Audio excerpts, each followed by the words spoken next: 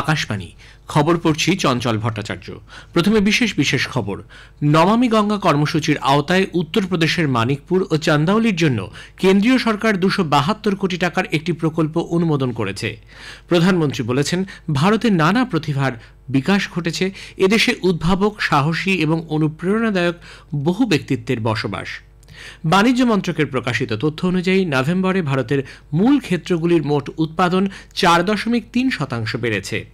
আজ 1 জানুয়ারি 2025 অনেক আশা প্রত্যাশা নিয়ে শুরু হলো আরও একটি ইংরেজি নতুন বছর। ইয়েমেনের রাজধানী সানায় মার্কিন নেতৃত্বাধীন গোষ্ঠীর বিমান বাহিনীর অভিযানে হাউথি গোষ্ঠীর নিয়ন্ত্রিত সামরিক স্থাপনা ক্ষতিগ্রস্ত হয়েছে। আসছে বিস্তারিত খবরে। নমামি গঙ্গা কর্মসূচির আওতায় উত্তরপ্রদেশের মানিকপুর ও চান্দাউলির জন্য কেন্দ্রীয় সরকার 272 কোটি টাকার একটি প্রকল্প অনুমোদন করেছে। নমামি গঙ্গা কর্মসূচির 59তম কার্যনির্বাহী সমিতির বৈঠকে ডিরেক্টর জেনারেল রাজীব কুমার মিত্তাল গতকাল বলেন, গঙ্গা নদীর সংরক্ষণ ও পুনরুজ্জীবনে বেশ কয়েকটি প্রকল্পের অনুমোদন দেওয়া হয়েছে। এর উদ্দেশ্য হল নদীর পবিত্রতা, সুস্থায়ী উন্নয়ন, পরিবেশের সংরক্ষণের পাশাপাশি সাংস্কৃতিক তাৎপর্যকে ধরে রাখা। বিহারের বক্সারে নদী সংরক্ষণের ক্ষেত্রে 257 কোটি টাকার একটি উচ্চাকাঙ্ক্ষী প্রকল্পেরও অনুমোদন দেওয়া হয়েছে। এর আওতায় বর্জ্য নিষ্কাশন প্ল্যান গড়ে তোলা হবে। এই প্ল্যান্ট থেকে প্রতিদিন 50 মিলিয়ন লিটার বর্জ্য নিষ্কাশন সম্ভব হবে। দেশে বার্ষিক মোট ভূগর্ভস্থ জল পুনরুদ্ধার বা রিচার্জের পরিমাণ 2024 সালে উল্লেখযোগ্যভাবে 15 বিলিয়ন ঘনমিটার বৃদ্ধি পেয়েছে। একই সময়ে উত্তোলনের পরিমাণ 3 বিলিয়ন ঘনমিটার কমে গেছে। কেন্দ্রীয় জলশক্তি মন্ত্রী CR পাটিল 2024 সালের জন্য dynamic ground water resource assessment report প্রকাশ করেছেন। রিপোর্ট অনুযায়ী বার্ষিক মোট ভূগর্ভস্থ জল পুনরায় পূরণ বা রিচার্জ করা হয়েছে 446 বিলিয়ন ঘনমিটারের বেশি। সমস্ত ধরনের ব্যবহারের জন্য বার্ষিক ভূগর্ভস্থ জল উত্তোলনের পরিমাণ 245 বিলিয়ন ঘনমিটারের বেশি। প্রধানমন্ত্রী নরেন্দ্র মোদী বলেছেন, ভারতের নানা প্রতিভার বিকাশ ঘটেছে, এদেশে উদ্ভাবক, সাহসী এবং অনুপ্রেরণাদায়ক বহু ব্যক্তিত্বের বসবাস। সামাজিক মাধ্যমে এক বার্তায় শ্রী মোদী গ্রিন আর্মির উদাহরণ তুলে ধরেন। তাদের যুগান্তকারী কাজকে সকলের জন্য অনুপ্রেরণা বলে অভিহিত করেছেন তিনি। বারাণসীর দেওরার আত্মবিশ্বাসে ভরপুর মহিলাদের একটি গোষ্ঠী গ্রিন আর্মি, যারা মাদক ও জুয়ার বিরুদ্ধে জনমত গড়ে তুলছেন। প্রতিটি শিশুকন্যার জন্মকে উৎসবের মতো উদযাপন করে এবং যৌতুকের বিরুদ্ধে লড়াই করে চলেছেন গোষ্ঠীর সদস্যরা। এরা হাওয়াই চটি তৈরির একটি কারখানা গড়ে তুলেছেন। তাঁদের তৈরি প্রথম জোড়া চটি উপহার হিসেবে প্রধানমন্ত্রীর কাছে পাঠানো হয়েছে। পরবর্তীতে শ্রী মোদী তাঁদের উদ্যোগের প্রশংসা করে একটি চিঠিও পাঠিয়েছেন। বাণিজ্য মন্ত্রকের প্রকাশিত তথ্য অনুযায়ী 2024 নভেম্বরে ভারতের মূল ক্ষেত্রগুলির মোট উৎপাদন 4.3% বেড়েছে। তথ্য অনুযায়ী সিমেন্ট, কয়লা, ইস্পাত, বিদ্যুৎ, শোধনাগারের পণ্য এবং সারের উৎপাদন বৃদ্ধি নতুন রেকর্ড করেছে। 2024-25 অর্থ বছরের নভেম্বরে কয়লা উৎপাদন বেড়েছে 7.5%, পেট্রোলিয়াম শোধনাগারের উৎপাদিত পণ্যের পরিমাণ বৃদ্ধি পেয়েছে 2.9%। এছাড়াও সারের 2%, ইস্পাতের 4.8%, সিমেন্টের 1.3%, বিদ্যুতের 3.8% উৎপাদন বেড়েছে। এদিকে গত বছরের নভেম্বরের তুলনায় অপরিশোধিত তেল 2.1% এবং প্রাকৃতিক গ্যাস 1.9% উৎপাদন হ্রাস পেয়েছে। সিমেন্ট, কয়লা, অপরিশোধিত তেল, বিদ্যুৎ, সার, প্রাকৃতিক গ্যাস, শোধনাগারের পণ্য এবং ইস্পাত 8টি মূল শিল্পের মোট কর্মক্ষমতাকে পরিমাপ করে। এগুলি থেকে উৎপাদিত পণ্য দেশের বিভিন্ন ক্ষেত্রের মোট উৎপাদিত পণ্যের 40.27%, যার মধ্যে শিল্প উৎপাদনের সূচকও অন্তর্ভুক্ত।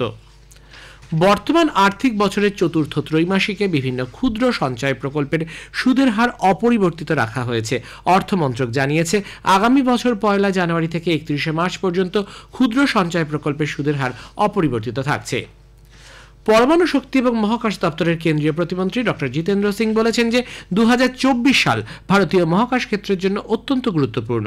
নতুন দিল্লিতে সংবাদ মাধ্যমের প্রতিনিধিদের ডক্টর সিং বলেন, গত বছরের প্রথম দিন এক্সপোস্যাট উৎক্ষেপণের মাধ্যমে যে পথ চলা শুরু হয়েছিল, তারপর ধারাবাহিকতা বজায় রেখে আদিত্য L1কে তার নির্দিষ্ট কক্ষপথে স্থাপন করা হয়েছে। 2024-এর আগস্টে প্রথম জাতীয় মহাকাশ দিবস উদযাপন হয়। গগনযানের জন্য অনেকগুলি পরীক্ষা হয়েছে।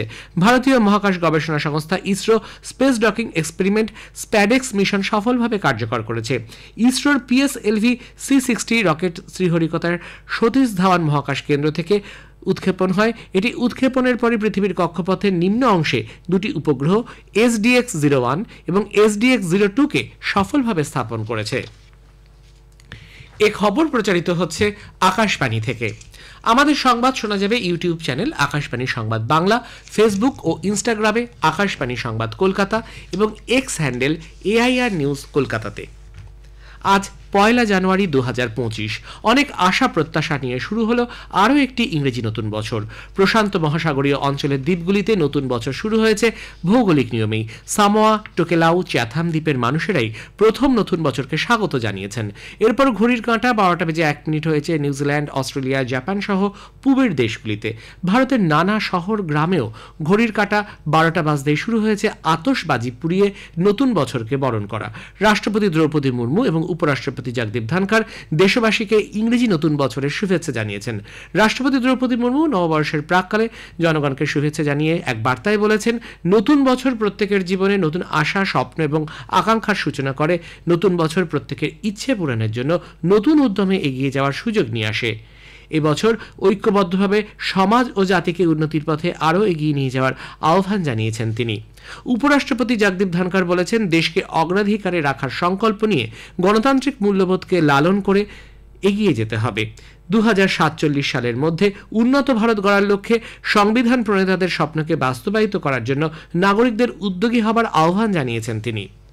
আজ কল্পতরু উৎসব উদযাপিত হচ্ছে। 1886 সালের আজকের দিনে রামকৃষ্ণ পরমহংসদেব সমাধিস্থ হয়ে প্রত্যেক গৃহস্থ শিষ্যকে স্পর্শ করেছিলেন। অসুস্থ রামকৃষ্ণদেবের কাছে কাশীপুর উদ্যানবাটিতে সেদিন কোনো সন্ন্যাসী শিষ্য ছিলেন না। কথিত সেই দিন হিন্দু পুরাণে বর্ণিত কল্পতরুতে তিনি পরিণত হন। এই দিনের স্মরণে আজ রামকৃষ্ণ মিশনের কলকাতার কাশীপুর উদ্যানবাটি, দক্ষিণেশ্বর কালী মন্দির, আগরতলা রামকৃষ্ণ মিশনের সকাল থেকেই হাজার হাজার মানুষ জড়ো হয়েছেন। ইংরেজি নতুন বছরে দেশের বেশ কিছু অংশে শৈত্য প্রবাহের পরিস্থিতির সৃষ্টি হতে পারে বলে আবহাওয়া দপ্তর পূর্বাভাস দিয়েছে। পশ্চিম হিমালয় সংলগ্ন অঞ্চলে আগামী দুদিন বিক্ষিপ্ত বৃষ্টি ও তুষারপাতের সতর্কতা জারি করা হয়েছে। পাঞ্জাব, হরিয়ানা, চণ্ডীগড়, দিল্লি এবং উত্তরপ্রদেশে শৈত্যপ্রবাহের পরিস্থিতি বজায় থাকবে। ঘন কুয়াশা হতে পারে হিমাচল প্রদেশ, আসাম, মেঘালয়, নাগাল্যান্ড, মণিপুর, মিজোরাম এবং ত্রিপুরাতে। এদিকে দক্ষিণ পশ্চিম বঙ্গোপসাগরে শ্রীলঙ্কা উপকূল ও সন্নিহিত এলাকার ঝোড়ো হাওয়া বয়ে যাওয়ার প্রেক্ষিতে সমুদ্র উত্তাল থাকার সম্ভাবনা আছে। মৎস্যজীবীদের ওই এলাকায় গভীর সমুদ্রে না যাওয়ার পরামর্শ দেওয়া হয়েছে। 2 জানুয়ারি থেকে আগরতলার হাঁপানিয়া আন্তর্জাতিক মেলা প্রাঙ্গণে শুরু হবে 43তম আগরতলা বইমেলা। ত্রিপুরার মুখ্যমন্ত্রী অধ্যাপক ডাক্তার মানিক সাহা আগামীকাল বিকেল 5টায় বইমেলার উদ্বোধন করবেন। 13 দিনব্যাপী আগরতলা বইমেলা চলবে 14 জানুয়ারি পর্যন্ত। মহারাষ্ট্রে জঙ্গি কার্যকলাপ প্রতিরোধী অ্যান্টি টেরোরিজম স্কোয়াড ATS গত মাসে রাজ্যের বিভিন্ন অংশে অবৈধভাবে বসবাসকারী 43 জন বাংলাদেশি নাগরিককে গ্রেপ্তার করেছে। ইতিমধ্যেই 19টি FIR দায়ের করা হয়েছে। এদের আধার কার্ড এবং অন্যান্য নথিপত্র সহ জাল শংসাপত্র নিয়ে এদের হেফাজতে নিয়েছে ATS ভিক্রোলি, নাসিক, আকোলা, নান্দেদ এবং ছত্রপতি সম্ভাজিনগরে বসবাসকারী 9 বাংলাদেশি নাগরিককে গ্রেপ্তার করেছে। এদিকে দিল্লিতে কাজ করা বাংলাদেশিদের চিহ্নিত করতে কোচবিহারের দিনহাটার নাজিরহাট 2 নম্বর গ্রাম পঞ্চায়েতে ভারত বাংলাদেশ সীমান্তবর্তী গ্রামে দিল্লি পুলিশের একটি দল সোমবার আসে। তারা স্থানীয় মানুষদের সঙ্গে কথা বলে তাদের পরিচয়পত্র সংগ্রহ করেন। দিল্লিতে বসবাসকারী বেশ কিছু পরিবার দাবি করেছে তারা এই গ্রামের বাসিন্দা। এ সংক্রান্ত তথ্য যাচাই করতেই দিল্লি পুলিশের তদন্ত বলে স্থানীয় প্রশাসন সূত্রে খবর। ইয়েমেনের রাজধানী সানায় মার্কিন নেতৃত্বাধীন গোষ্ঠীর বিমান বাহিনীর অভিযানে হাউথি গোষ্ঠী নিয়ন্ত্রিত সামরিক স্থাপনা ক্ষতিগ্রস্ত হয়েছে। হাউথি চালিত একটি টিভি চ্যানেল জানিয়েছে, হাউথিদের গুরুত্বপূর্ণ সামরিক ভবনগুলি লক্ষ্য করে এই অভিযান চালানো হয়। ক্ষতিগ্রস্ত হয়েছে আশেপাশের বাড়িগুলিও। হাউথি বাহিনীর সদস্যরা এলাকাগুলি ঘিরে রেখেছে। ওই জায়গায় বেশ কিছু অ্যাম্বুলেন্সও দেখা গেছে, তবে হতাহতের সংখ্যা কত সে বিষয়ে বিস্তারিত জানানো হয়নি। এর আগে হাউথি বাহিনী দাবি করে ইসরায়েলের বেন গুরিয়ান বিমানবন্দর, জেরুজালেমের কাছে একটি বিদ্যুৎ কেন্দ্র এবং মার্কিন বিমানবাহী রণতরী USS হ্যারি ট্রুম্যানের ওপর তারা ক্ষেপণাস্ত্র ও ড্রোন দিয়ে হামলা চালায়। এরপরই মার্কিন নেতৃত্বাধীন গোষ্ঠীর বিমান বাহিনীর অভিযানের খবর পাওয়া গেল। হকি ইন্ডিয়া লিগে রাউরকেল্লার বিরসা মুন্ডা স্টেডিয়ামে হায়দ্রাবাদ তুফান্স দিল্লি SG পাইপার্সকে শুট আউটে 5-4 গোলে হারিয়ে দিয়েছে। নির্ধারিত সময়ে খেলা অমীমাংসিত ছিল। বাংলা জাতীয় ফুটবল সন্তোষ ট্রফিতে চ্যাম্পিয়ন হয়েছে। ফাইনালে কেরালাকে 1-0 গোলে হারিয়ে দেয় তারা। শেষে বিশেষ খবর আরও একবার। নমামি গঙ্গা কর্মসূচির আওতায় উত্তরপ্রদেশের মানিকপুর ও চান্দাউলির জন্য কেন্দ্রীয় সরকার 272 কোটি টাকার একটি প্রকল্প অনুমোদন করেছে। প্রধানমন্ত্রী বলেছেন, ভারতে নানা প্রতিভার বিকাশ ঘটেছে। এদেশে উদ্ভাবক, সাহসী এবং অনুপ্রেরণাদায়ক বহু ব্যক্তিত্বের বসবাস। খবর শেষ হলো। এরপর শুনবেন স্থানীয় সংবাদ।